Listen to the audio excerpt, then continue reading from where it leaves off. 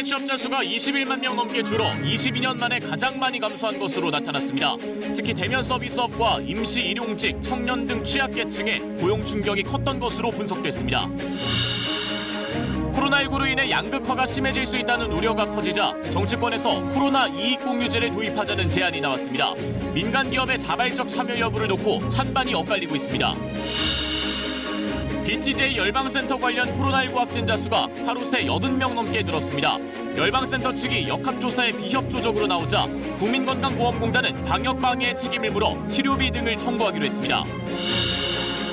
육군훈련소에서 코로나19 밀접 접촉자들이 발생하자 훈련소 간부가 일단 귀가한 뒤 재입대할 것을 종용한 것으로 KBS 취재 결과 확인됐습니다. 훈련소는 진단검사를 받게 해달라는 요청도 거절했습니다. 생후 16개월 만에 숨진 정인이 양모에 대한 첫 재판에서 검찰이 살인죄도 적용하기로 했지만 양모 측은 혐의를 부인했습니다. 검찰은 앞선 수사 과정에서 충분히 검토하지 못해 송구하다고 밝혔습니다.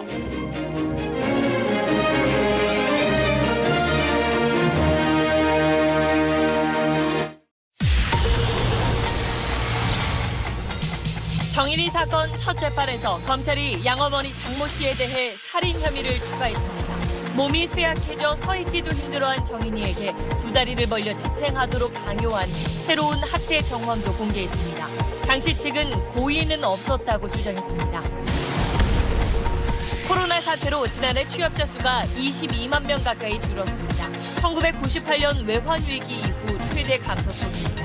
특히 코로나 세대 청년층 가격이 컸습니다. 장애인 컬링협회 회장이 선수에게 심한 욕설과 함께 장애를 비하하는 발언을 해 파문을 일고 있습니다. 회장 선거에서 다른 후보를 지지했다는 게 이유였습니다.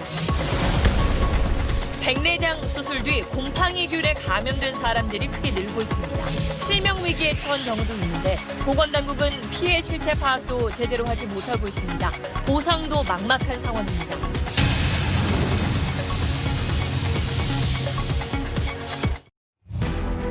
오늘 오후 경기 파주에 있는 LG 디스플레이 공장에서 치명적인 독성을 지닌 화학물질 유출 사고가 났습니다.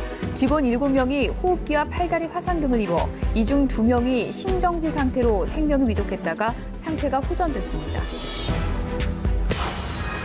나경원 전 의원이 10년 만에 서울시장 재도전을 선언하고 박영선 장관은 출마를 저울질하는 등 4월 서울 부산시장 보궐선거에 여야 거물급 인사들의 출사표가 잇따르고 있습니다. 이달 안에는 전체 후보군 윤곽이 드러날 것으로 보입니다.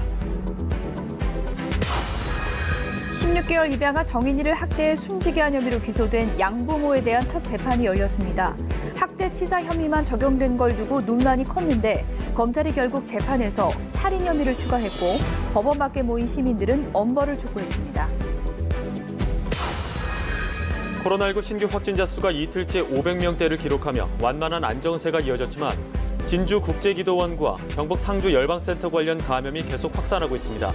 열방센터는 미 검사자가 2천여 명에 양성률이 평균의 10배가 되는데도 방역에 계속 협조하지 않아 정부가 구상권 청구를 검토하고 있습니다. 지난해 취업자 수가 IMF 외환위기 이후 22년 만에 최대폭인 22만 명 가까이 줄고 실업자는 111만 명에 육박했습니다. 코로나19 충격이 숙박, 음식, 그리고 도소매업에 집중돼 임시 일용직 일자리가 크게 감소했습니다.